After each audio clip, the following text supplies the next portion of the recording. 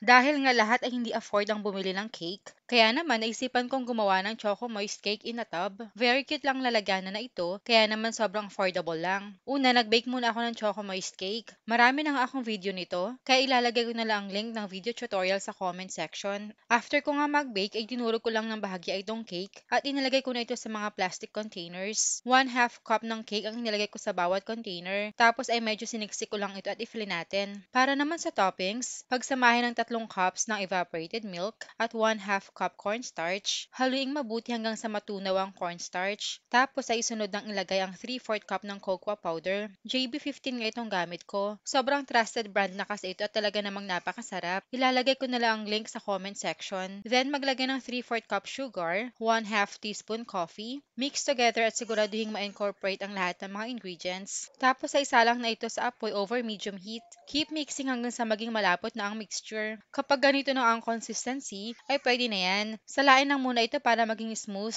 Palamigin ng bahagya bago i-transfer sa mga containers. 1/4 cup nga itong gamit kong panukat ng chocolate mixture para maging even ang distribution. Tapos ay chill muna ito for best result. Tingnan nyo naman mga mommies, tingin pa lang ay talaga nga namang nakakatakam. Total of 15 pieces nga itong nagawa ko. Pwede itong ibenta ng 50 pesos each tub. Siguradong patok itong pang negosyo, kaya try nyo na rin. Paki-comment nyo na rin pala kung taga saan kayo para alam ko kung hanggang saan umabot ang ating recipe. Please follow para sa mas marami pa mga simple at affordable na dessert at merienda recipes. Sa uulitin mga mommies.